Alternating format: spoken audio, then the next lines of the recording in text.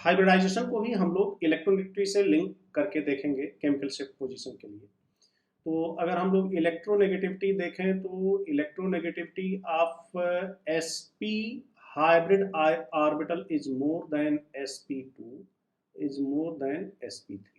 So this is the order of the electronegativity of different hybrid orbitals. तो जो protons इनके साथ attach होंगे उनका भी उसी हिसाब से शील्डिंग डिसशील्डिंग मींस इलेक्ट्रॉन डेंसिटी कम या ज़्यादा होगी। तो जैसे मान लेते हैं कि कोई भी कार्बन अगर हम लोग देखें अगर वो sp3 है तो sp3 के साथ अगर प्योर sp3 हाइब्रिड हाइब्रिडाइजेशन है कार्बन का तो उसके साथ जो प्रोटॉन जुड़ा होगा मतलब उसमें और एंगल स्ट्रेन और किसी भी तरीके का स्ट्रेन ना हो मॉलिक्यूल में, तो ऐसी सिचुएशन में जो केमिकल शिफ्ट पोजीशन की रेंज होगी वो 0 से 2 ppm के बीच में आएगी।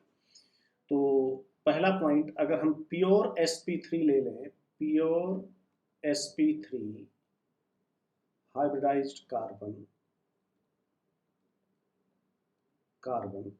तो प्योर sp3 हाइब्रिडाइज्ड कार्बन से जुड़े हुए हाइड्रोजन्स की जो केमिकल शिफ्ट पोजीशन होगी वो अप्रॉक्सीमेटली 0 से 2 ppm के बीच में आएगी।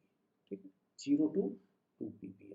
अब अगर आप इसको देखना चाहते हैं तो जैसे मान लेते हैं कि टर्शियरी कार्बन से जुड़ा हुआ हाइड्रोजन है, ये hydrogen, this hydrogen which is attached with the tertiary carbon, तो इसके लिए जो डेल्टा वैल्यू आती है वो आती है 1.5।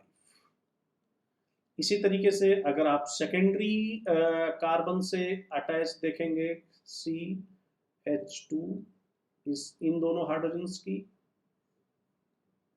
CH2 सेकेंडरी कार्बन से अटैच्ड, ठीक है, ये भी sp3 है ये भी sp3 है, but due to the different number of carbon atoms in the surrounding ये चेंजेस आ रहे हैं, तो इसकी वैल्यू आएगी 1.3।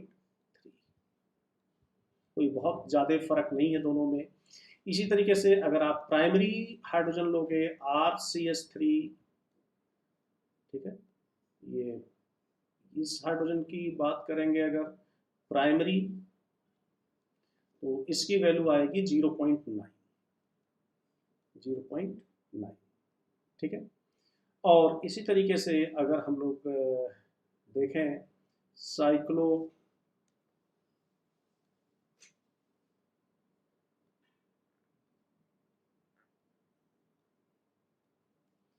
तो ये भी सेकेंडरी कार्बन है। इन हाइड्रोजन्स को अगर हम लोग देखें तो ये कार्बन जिससे जुड़े हुए हैं ये सेकेंडरी है, लेकिन इसकी जो वैल्यू है वो 0.2 है, ठीक है। क्यों? क्योंकि यहाँ पर जो हाइब्रिड ऑर्बिटल्स हैं बच्चों, ये जो कार्बन हाइड्रोजन बॉन्ड है this is not pure sp3, this is not pure sp3। इसमें due to angle strain here these orbitals are elongated, so accordingly the p character will reduce in this bond and this bond also। तो ऐसे situation में हम लोग ये कह सकते हैं कि इस कार्बन की इलेक्ट्रोनेगेटिविटी और इस कार्बन की इलेक्ट्रोनेगेटिविटी में ज़्यादा फर्क है, सबसे कम इलेक्ट्रोनेगेटिव कार्बन जो है वो हमारा ये है। तो यहाँ पर tertiary secondary primary and cyclic structure एक मैंने लिया है, इसका केमिकल शिफ्ट पोजीशन ये है। तो यहाँ से यहाँ अगर हम लोग मूव कर रहे हैं तो क्या हो रहा है बच्चों, हाइड्रोजन के अराउंड जो इलेक्ट्रॉन डेंसिटी है वो क्या हो रही है, इंक्रीज हो रही है। तो from here to here electron density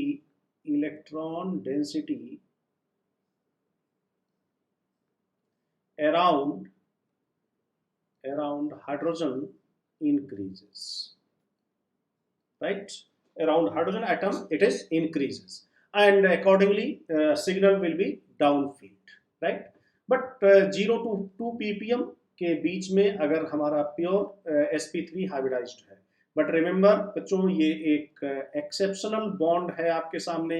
यहाँ पर इस बॉन्ड में जो हाइब्रिड ऑर्बिटल्स इन्वॉल्व हैं वो प्योर sp3 हाइब्रिड ऑर्बिटल्स नहीं है, उसमें p कैरेक्टर क्या हो गया है, घट गया है, s कैरेक्टर बढ़ गया है, तो they are not pure sp3, ठीक है। तो ये भी एक एडिशनल इंफॉर्मेशन आप लोगों के लिए। अब इसी तरीके से अगर हम लोग sp हाइब्रिडाइज्ड कार्बन ले लें, sp2 हाइब्रिडाइज्ड कार्बन ले लें, तो sp2 हाइब्रिडाइज्ड कार्बन जैसे मान लेते हैं हमने ले लिया CH2 double bond CH2 double bond CH2 अगर हम लोग ले लें,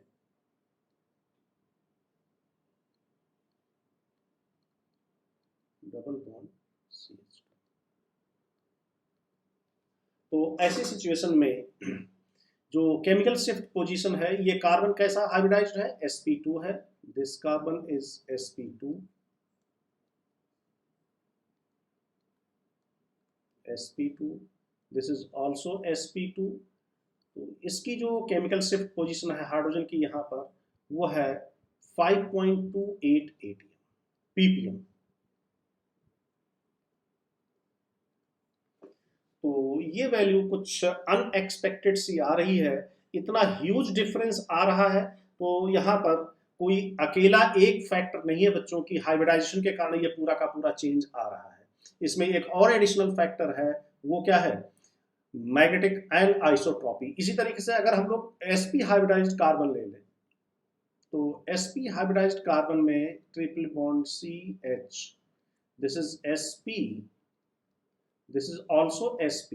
तो हम लोग क्या एक्सपेक्ट करेंगे कि इसमें केमिकल सेफ्टी की पोजीशन क्या होनी चाहिए, इससे भी डाउन फील्ड जानी चाहिए, यानी डेल्टा वैल्यू इससे भी हायर मिलनी चाहिए हम लोगों को, लेकिन इस 223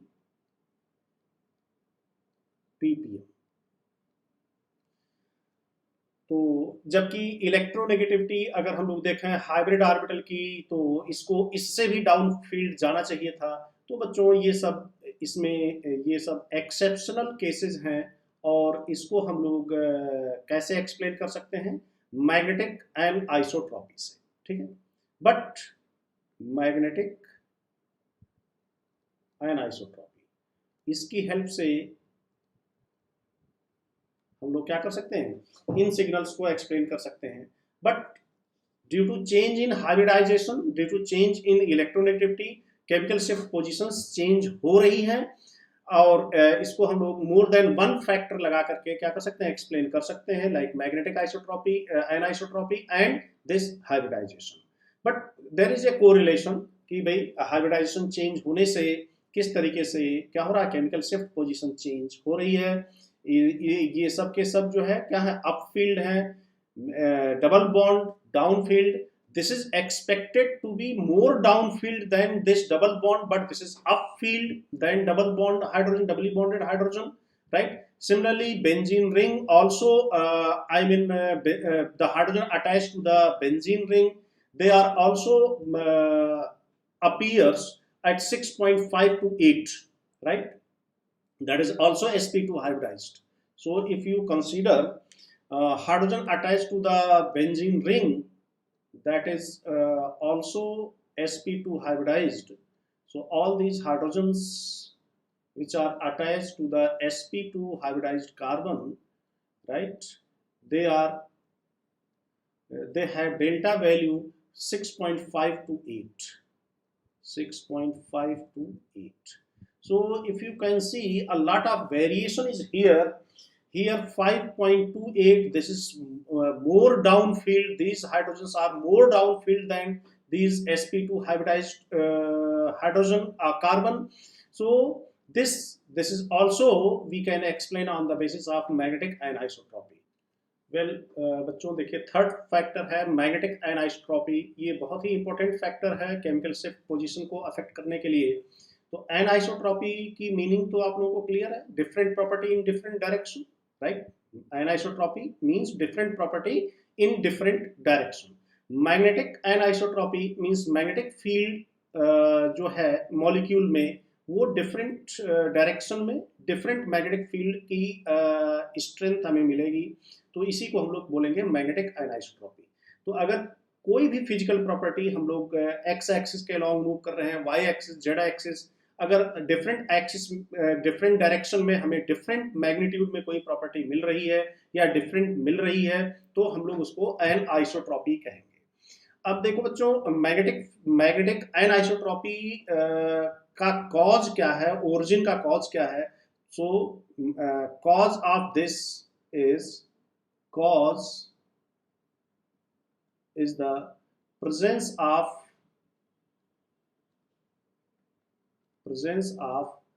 pi bonds presence of pi bonds or multiple bonds तो कौन कौन से मॉलिक्यूल्स हमारे पास ऑर्गेनिक कंपाउंड्स हैं जहां पर ये मिलेगा, तो आपको मिलेगा C डबल बॉन्ड C यानी एल्कीन्स में, आपको मिलेगा एल्काइन में मल्टीपल बॉन्ड एल्काइन, आपको मिलेगा कार्बोनाइल कंपाउंड्स में यानी aldehyde and ketone,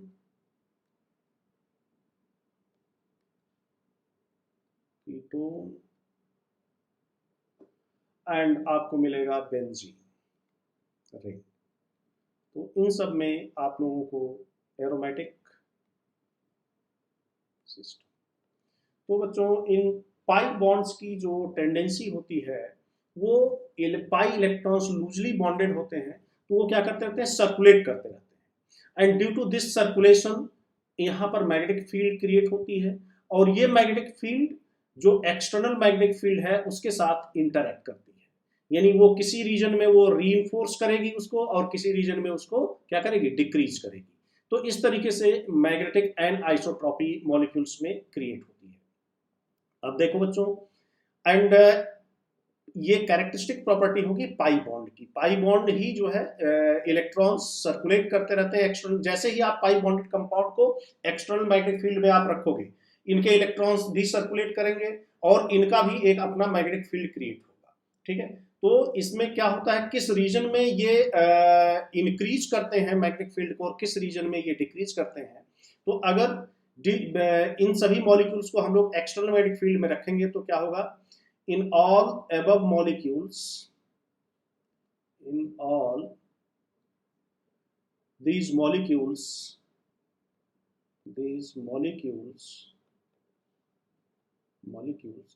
the circular motion of pi electrons, the circular motion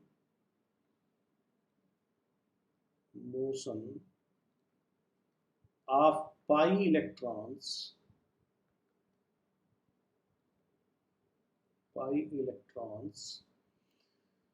in the presence of applied magnetic field, in the presence of applied magnetic field,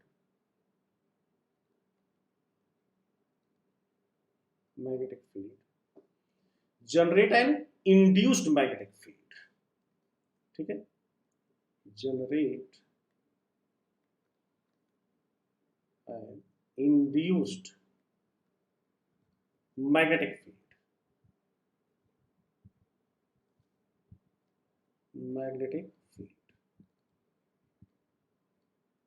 ठीक है।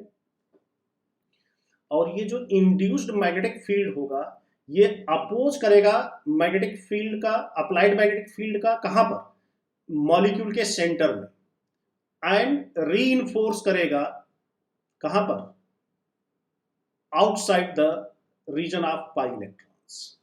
तो इसकी दो properties होंगी बच्चों, this induced magnetic field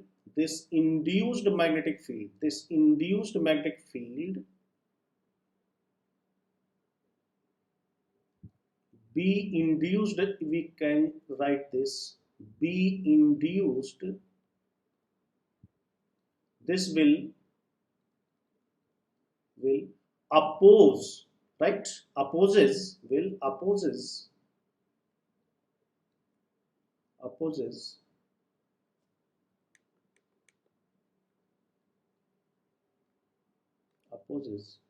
the applied magnetic field,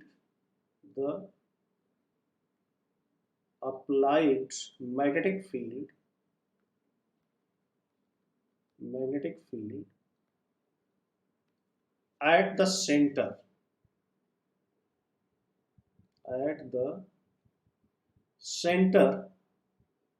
of the molecule, center of the molecule, but it reinforce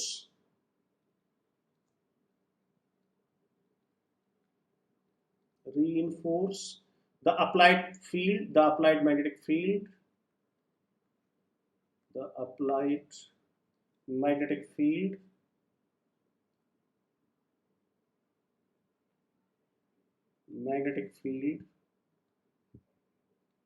outside the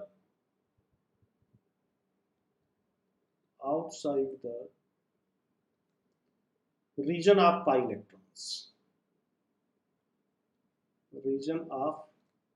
pi electrons. ठीक है। सो दो पॉइंट यहां पर इंपॉर्टेंट हो गया। एक, ये अपोज कर रहा है, कहां पे अपोज कर रहा है?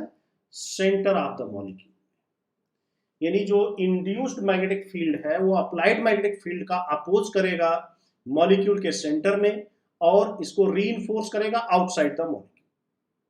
तो इस तरीके से जो हाइड्रोजन जिस रीजन में पड़ेंगे, ठीक है, वो उसी तरीके से डिसशील्ड या शील्डिंग रीजन में जाएंगे। वेल बच्चों, आप इसको देख सकते हैं फिगर के थ्रू।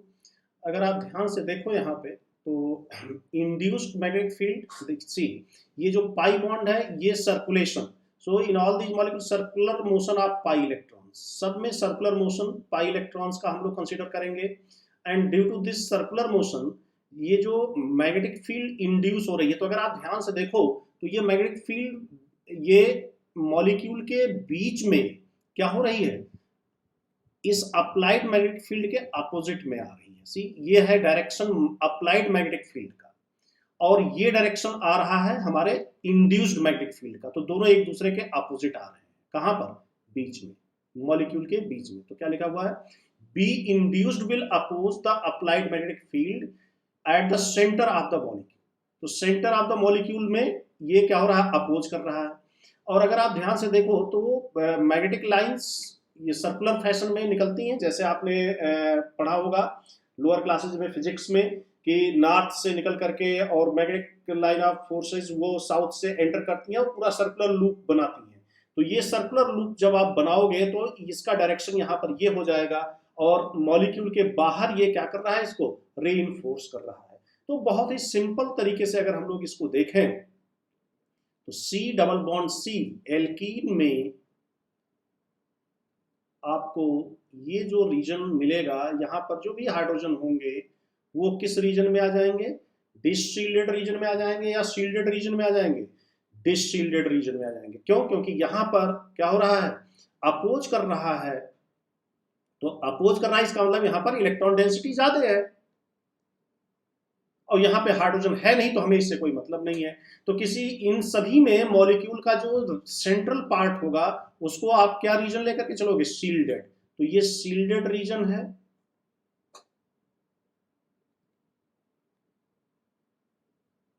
और ये रीजन जो होगा, ये region outside the molecule centre, वो होगा डिसशील्डेड रीजन। तो इसके प्रोटॉन्स जो है किस रीजन में आ रहे हैं? डिसशील्डेड रीजन में आ रहे हैं।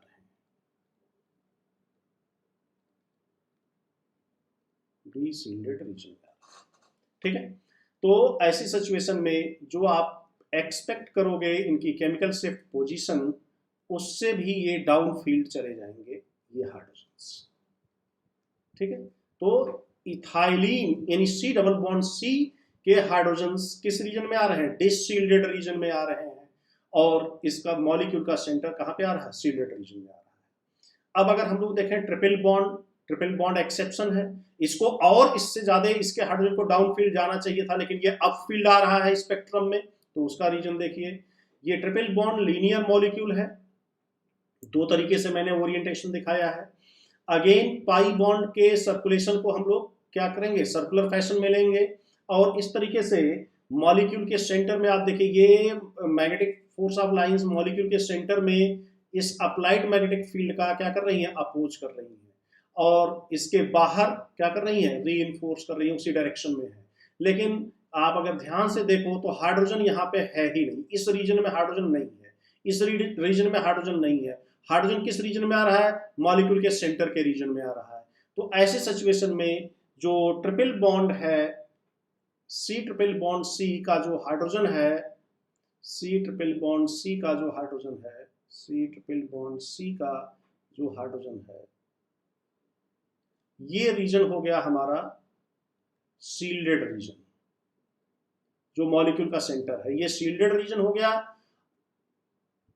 और उसी रीजन में क्या मिल रहा है हमें, हाइड्रोजन। हमने एक R लिया है और एक हाइड्रोजन लिया है, तो R एंड H, तो क्या हो रहा है, उसी रीजन में मॉलिक्यूल के सेंटर में ही जो है, ये किस रीजन में आ रहा है हाइड्रोजन हमारा, शील्डेड रीजन में। तो यहां पर जो हाइड्रोजन हमारा मिल रहा है वो किस रीजन में मिल रहा है, शील्डेड रीजन में।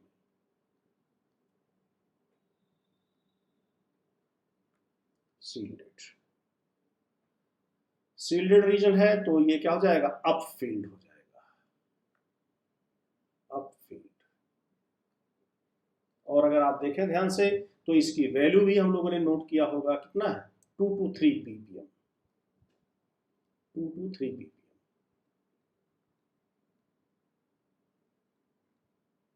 इसके बीच में तो बच्चों ये है ट्रिपल बॉन्ड का प्रोटॉन किस तरीके से क्या है, शील्डेड रीजन में आ जा रहा है due to its linear structure. ये मॉलिक्यूल अपने आप को क्या कर लेगा, अप्लाइड मैग्नेटिक फील्ड के डायरेक्शन में अलाइन कर लेगा to minimise the energy, and accordingly magnetic fields जो इसका इंड्यूस्ड मैग्नेटिक फील्ड होगा वो अप्लाइड मैग्नेटिक फील्ड का अपोज करेगा मॉलिक्यूल के सेंटर में। चूंकि हाइड्रोजन भी उसी रीजन में आ गया है मॉलिक्यूल के सेंटर में, इसलिए वो शील्डेड रीजन में चला गया। अब अगर अगला स्ट्रक्चर हम लोग देखते हैं, ये बेंजीन मॉलिक्यूल है, अगेन पाई बॉन्ड सर्कुलेट करेंगे इस तरीके से सर्कुलर फैशन में, और सेम देखो बी जो इंड्यूस्ड मैग्नेटिक फील्ड है वो बीच में मॉलिक्यूल के बीच में क्या कर रहा है, उसको ये अप्लाइड मैग्नेटिक फील्ड का अपोज कर रहा है। अप्लाइड मैग्नेटिक फील्ड इस डायरेक्शन में है तो ये अपोज कर रहा है, और जो बाहर वाले रीजन है वो रीइंफोर्स कर रहे हैं नहीं उसी डायरेक्शन में। तो सारे हाइड्रोजन इसके जो है आपको किस रीजन में मिलेंगे, इन डिसशील्डेड रीजन में मिलेंगे, और ये इसका क्या होगा, शील्डेड रीजन। तो ये हो जाएगा बच्चों शील्डेड रीजन। तो अगर हम लोग बेंजीन की बात करें तो बेंजीन में जो ये है ये शील्डेड रीजन हो जाएगा,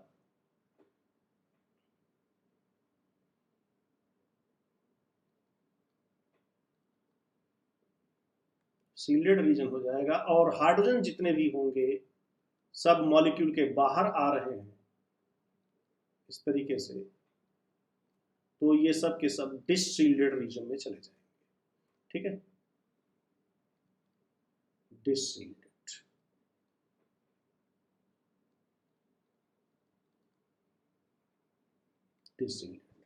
तो इस तरीके से बेंजीन में भी आपको मिलेगा। इसी तरीके से अगर आप कार्बोनाइल कंपाउंड्स का देखते हैं, सी डबल बॉन्ड ओ, मान लेते हैं कि एल्डिहाइडिक प्रोटॉन है, यहाँ पर एल्डिहाइडिक प्रोटॉन है, तो ये मॉलिक्यूल का सेंटर कहाँ होगा, मॉलिक्यूल का सेंटर यहाँ पर होगा, यहाँ पर ये शील्डेड रीजन होगा, और ये हाइड्रोजन हमारा डिसशील्डेड रीजन में आ जाएगा। तो हाइड्रोजन हमारा कहाँ पे आ गया, डिसशील्डेड रीजन में, this is shielded region, shielded, and this is disshielded।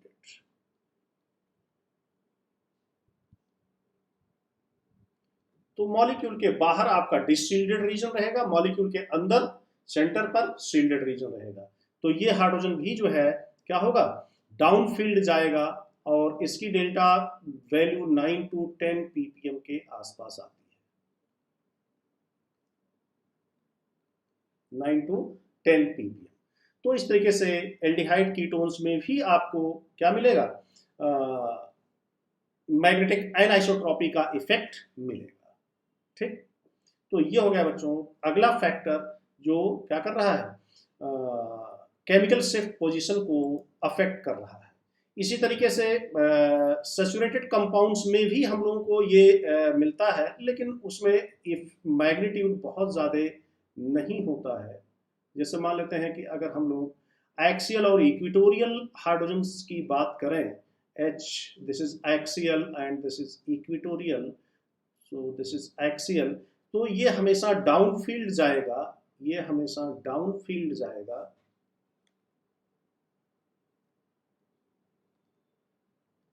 और ये हमेशा अप फील्ड जाएगा। Upfield means shielded region में जाएगा, ये शील्डेड, और ये डीशील्डेड रीजन में जाएगा। ठीक है बच्चों, तो लेकिन यहाँ पर जो डिफरेंस होगा दोनों में वो बहुत ही कम होगा, बहुत ज़्यादा नहीं होगा। तो इस तरीके से मैग्नेटिक एंड आइसोट्रॉपी मेनली हम लोग पाई बॉन्डेड सिस्टम में देखेंगे, सैचुरेटेड सिस्टम में उतना इफेक्टिव नहीं होता है। ठीक है बच्चों, तो ये हो गया। देखो बच्चों, एक बहुत ही अच्छा एग्जाम्पल है इसमें हम लोगों के पास, अगर आप ध्यान से देखें तो इस मॉलिक्यूल में पाई बॉन्ड्स सारे के सारे कॉन्जुगेशन में हैं। तो ये पाई बॉन्ड्स जब कॉन्जुगेशन में है तो इस तरीके से ये सर्कुलेट करेंगे और डीलोकलाइज हो करके एक रिंग करंट फॉर्म करेंगे यहाँ पे, और रिंग करंट होगा, इसका मतलब इंड्यूस्ड मैग्नेटिक फील्ड भी होगा। इस तरीके से पेरिफेरल डीलोकलाइजेशन हो रहा है इसमें, और ये कुछ हाइड्रोजन अंदर की तरफ है और कुछ हाइड्रोजन बाहर की तरफ है। तो अगर इसमें मैग्नेटिक एनाइसोट्रॉपी देखेंगे तो जो सेंटर में मॉलिक्यूल का सेंटर में जो हाइड्रोजन है ये किस रीजन में जाएंगे, ये शील्डिंग रीजन में जाएंगे। क्यों?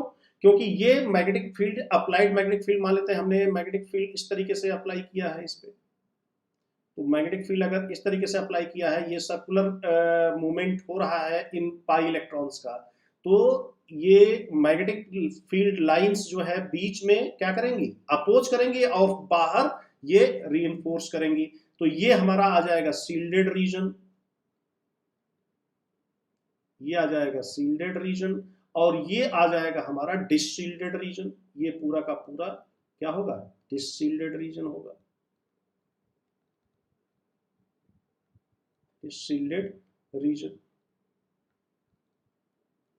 और बच्चों जो इनका केमिकल शिफ्ट पोजीशन है वो भी सजेस्ट कर रहा है। अगर आप इसका डेल्टा देखेंगे तो इसका डेल्टा आपको मिलेगा लगभग 8.9 ppm, 8.9 ppm। और जो अंदर वाले प्रोटॉन्स हैं इनका है डेल्टा -1.8 ppm, मीन्स टीएमएस से भी डाउन फील्ड। टीएमएस जहां पे आता है वो 0 है, तो टीएमएस से भी डाउन फील्ड है ये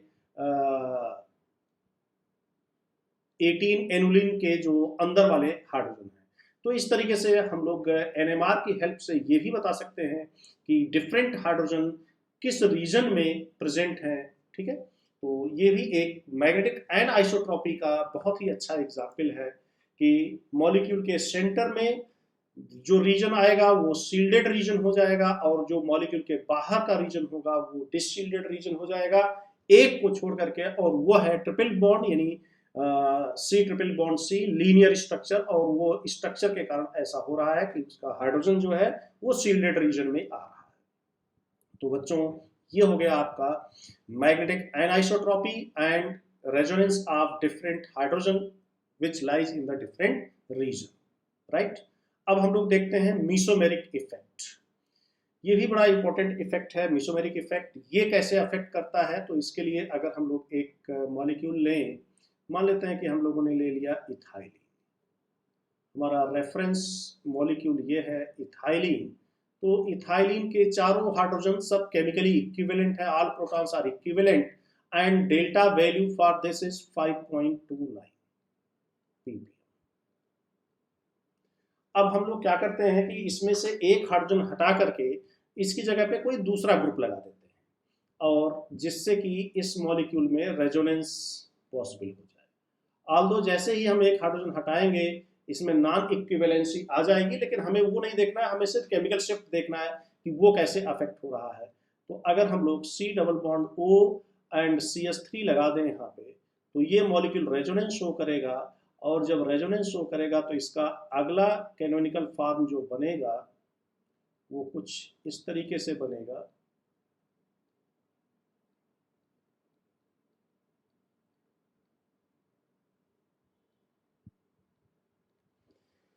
तो अब अगर हम लोग इन दोनों प्रोटॉन्स को देखें, इन दोनों प्रोटॉन्स को, इसका सारे यहाँ पे इक्विवेलेंट थे, सबका 5.29 था। अब यहाँ पर कैसा चार्ज आ गया? पॉजिटिव चार्ज आ गया। पॉजिटिव चार्ज आ गया तो इलेक्ट्रोनेगेटिविटी इस कार्बन की क्या हो गई? बढ़ गई। इलेक्ट्रोनेगेटिविटी बढ़ गई तो इसने इलेक्ट्रॉन को अपनी तरफ विड्रॉ किया। इलेक्ट्रॉन को अपनी तरफ विड्रॉ किया तो इस हाइड्रोजन के चारों तरफ इलेक्ट्रॉन डेंसिटी कम हो गई। इलेक्ट्रॉन डेंसिटी कम हो गई तो इसका मतलब ये डिसशील्डेड रीजन में चला गया, राइट। डिसशील्डेड रीजन में गया तो डिसशील्डेड रीजन में गया, इसका मतलब मोर डेल्टा वैल्यू।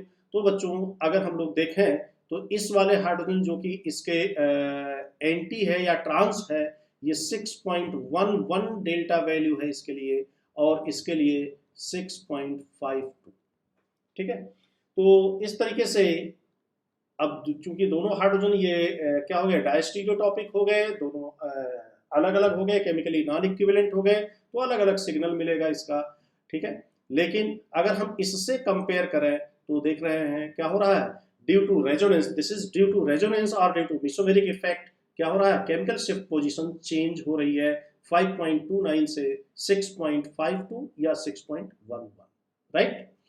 इसी तरीके से अगर हम लोग इसमें दूसरा एग्जाम्पल ले लें, C डबल बॉन्ड C और ये दोनों हाइड्रोजन, और यहाँ पर हम लोग OCH3 लगाते हैं, तो ये भी मॉलिक्यूल क्या करेगा? डीलोकलाइजेशन शो करेगा, ये लोन पेयर इधर, और इस तरीके से अगला कैनोनिकल फॉर्म जो बनेगा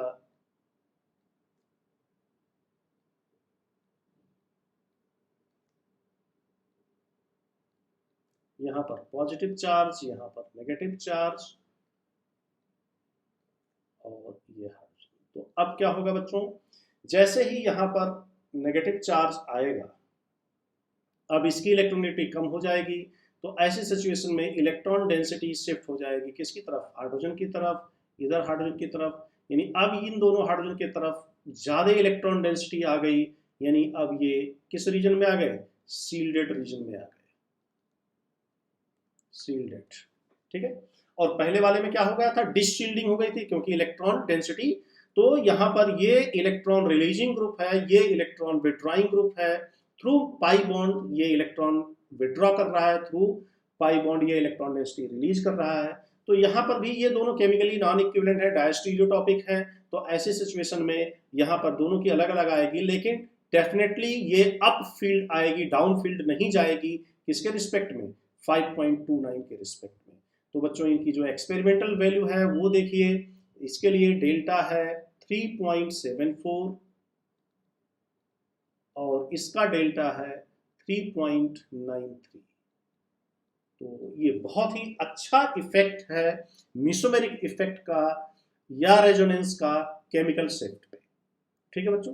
तो इस तरीके से मेसोमेरिक इफेक्ट भी हमारे मॉलिक्यूल में हाइड्रोजन के एब्जॉर्प्शन, रेजोनेंस एब्जॉर्प्शन को क्या करते हैं? शिफ्ट करते हैं डाउनफील्ड और अपफील्ड। तो ये चला गया। तो अगर हम लोग देखें तो इस मॉलिक्यूल के हाइड्रोजन जो है क्या हो रहे हैं? अपफील्ड जा रहे हैं, इसके डाउनफील्ड जा रहे हैं compare to the reference ethylene, ठीक है। हमने इथाइलिन का रेफरेंस लिया था, उसके रिस्पेक्ट में इसका क्या हो रहा है? अप डाउनफील्ड जा रहा है और ये अपफील्ड जा रहा है, यानी इसमें न्यूक्लियस, हाइड्रोजन के न्यूक्लियस के अराउंड इलेक्ट्रॉन डेंसिटी बढ़ रही है और इसमें क्या हो रही है? घट रही है। Okay, next factor is the hydrogen bonding.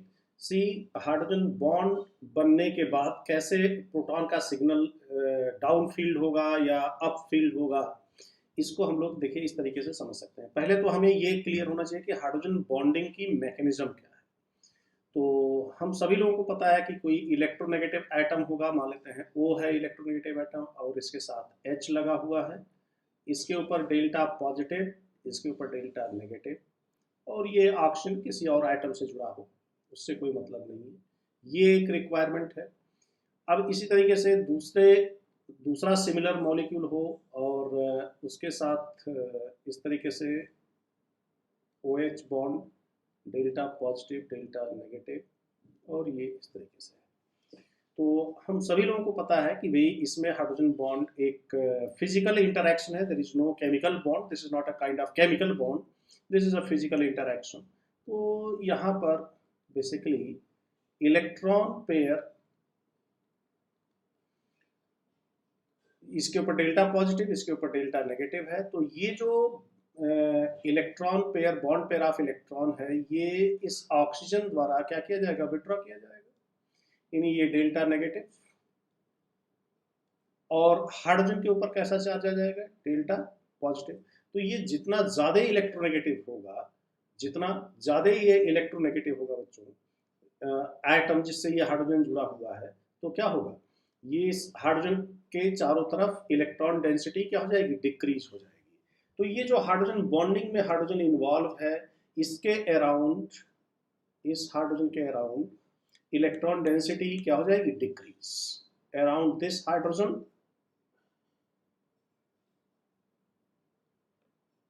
around this hydrogen electron density क्या हो जाएगा, डिक्रीज। इलेक्ट्रॉन डेंसिटी डिक्रीज हो गया तो डिसशिल्डेड रीजन में आ गया, किस रीजन में आ गया, डिसशिल्डेड रीजन में। डिसशिल्डेड रीजन मींस डाउनफील्ड। तो एक क्लियर कॉन्सेप्ट है हमारे पास कि अगर किसी प्रोटॉन में हाइड्रोजन बॉन्डिंग हो रही है, क्या कि कोई भी हाइड्रोजन जो हाइड्रोजन बॉन्डिंग में इन्वॉल्व है वो कहाँ पे जाएगा, डिसशिल्डेड रीजन में जाएगा, यानी वो डाउनफील्ड जाएगा, ठीक है। तो due to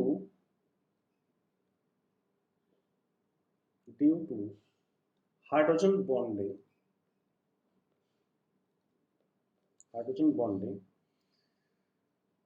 the signal of proton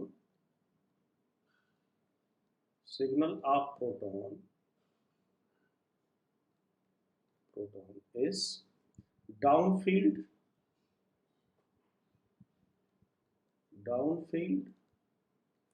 or we can say deschilded region,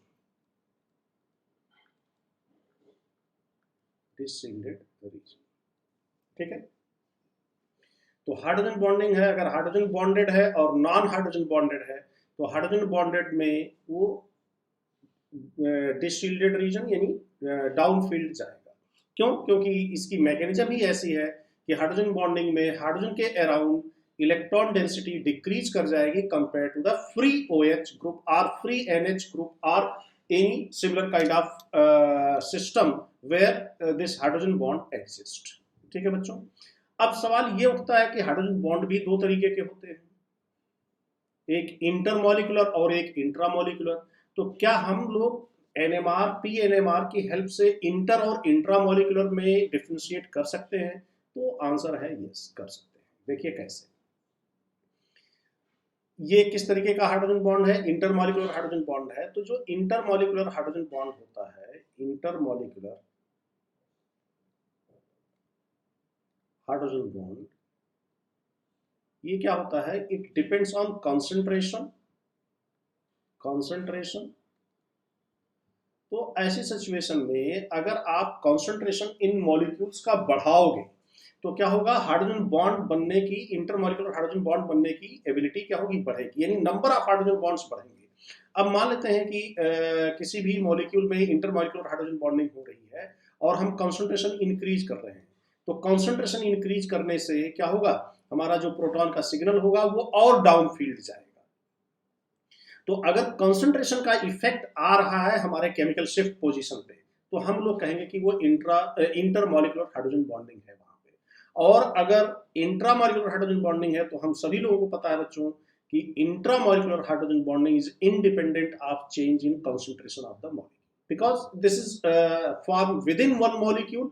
तो एक ही मॉलिक्यूल सफिशिएंट है इंट्रामॉलिक्यूलर हाइड्रोजन बॉन्डिंग बनाने के लिए, दूसरे मॉलिक्यूल से उसका कोई मतलब नहीं है।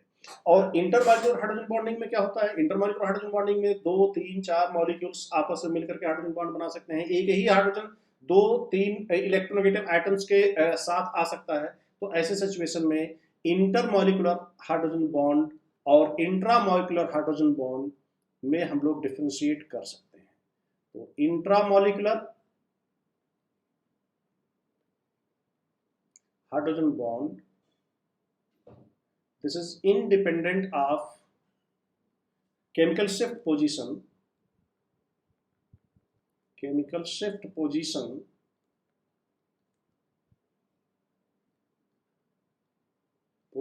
is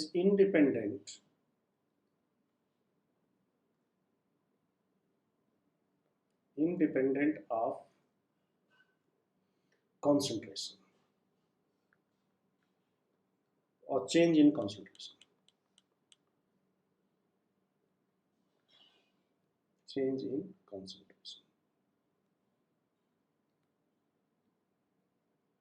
But here in case of intermolecular hydrogen bonding, this intermolecular hydrogen bonding increases with the increase in the concentration.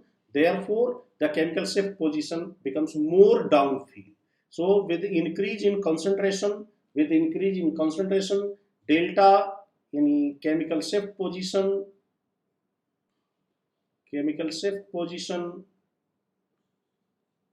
that also increases.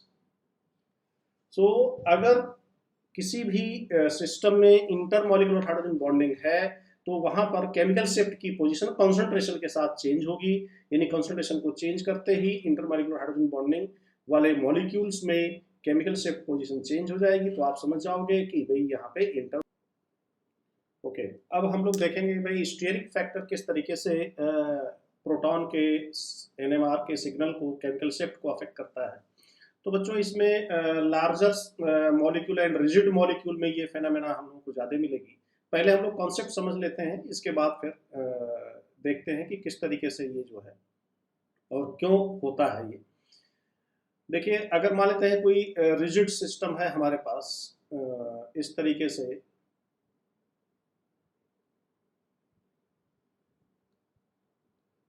Suppose that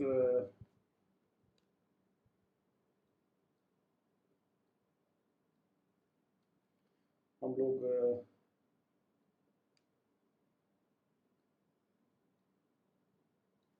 इस तरीके से यहाँ पर हमने आयोडीन लिया है,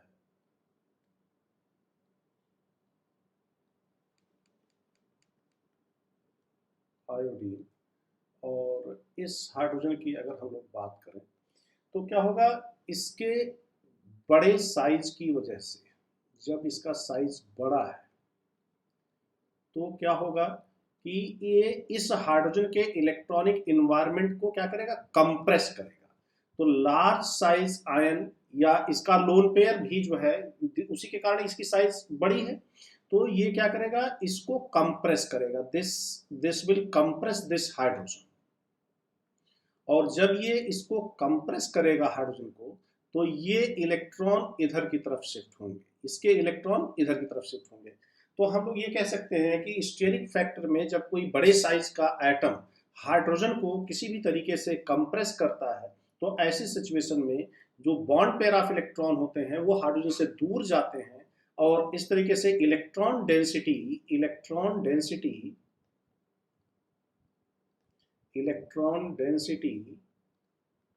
अराउंड दिस हाइड्रोजन क्या हो जाएगी, डिक्रीज कर जाएगी। और इलेक्ट्रॉन डेंसिटी अगर डिक्रीज कर गई तो ऐसी सिचुएशन में ये डीशील्डेड रीजन में आ जाएगा। किस रीजन में आ जाएगा, डीशील्डेड रीजन। और डीशील्डेड रीजन में आने के कारण ये क्या हो जाएगा, डाउन फील्ड, राइट।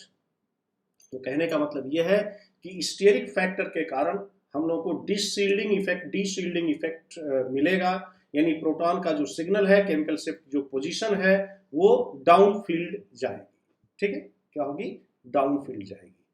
अच्छा, ये कोई जरूरी नहीं है कि बड़े एटम्स से ही सिर्फ स्टीयरिक कंप्रेशन हो और डाउन फील्ड सिग्नल जाए इसका। इवन हाइड्रोजन भी जो है क्या कर सकता है, स्टीयरिक फैक्टर लगा सकता है इस प्रोटॉन NMR में। ठीक है, तो ऐसा ये कोई मैंडेटरी नहीं है कि हमेशा लार्ज साइज, हाँ ठीक है, लार्ज साइज के अगर एटम्स हैं या ग्रुप्स हैं तो उनका इफेक्ट क्या होगा, ज्यादा होगा, लेकिन proton, deuterium, ethyl group even they also cause the this stearic factor, right, and steric compression. This depends on the rigidity and structure of the molecule, that how molecule is how rigid and what is the structure. So I am showing you one example for this, and particularly this steric factor is important in biomolecules, like in proteins, in amino acids, amino acids. So because in that case molecule is rigid in macromolecules, or in high molecular weight compounds like protein, the position of groups, this is almost fixed with respect to each other. There is no much flexibility is there in the large size ring. So this effect is prominent over there. Now see, this is a very good example here. Here this X could be NET or this O, right? So when this is some lone pair containing or large group like ethyl is there, so this will compress this Ha hydrogen. So this electron density shifts towards the carbon, right? And since this is a rigid molecule, there is no flexibility that this hydrogen and this hydrogen cannot make the axial equatorial shift here, because the molecule is rigid. So you can see this is a rigid structure. So in this situation, these two hydrogens, they will appear in a different region, and you can see here a huge difference in their chemical shift positions are shown. So this is downfield because this electron density will shift away from this hydrogen due to the steric compression, right?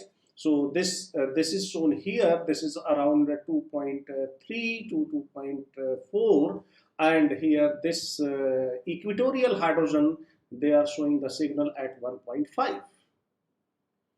So this is the effect of steric effect or steric compression of this hydrogen. So the mechanism is very much clear, that due to the steric compression, due to the large size, steric compression on the hydrogen, this bond and hydrogen electron density shift towards the away from the hydrogen. So this electron density around hydrogen decreases. So this will go the deshielded region. Deshielded region means higher value of delta, I mean chemical shift position, right? So you can see here, this is the research paper. This is published in 2021, right, in the ACS Omega. ACS, American Chemical Society, right? So this 2021 publication, you can see that how steric factor or steric compression over hydrogen make the hydrogen what downfield compared to the equatorial. Axial hydrogen downfield and equatorial hydrogen is upfield, right?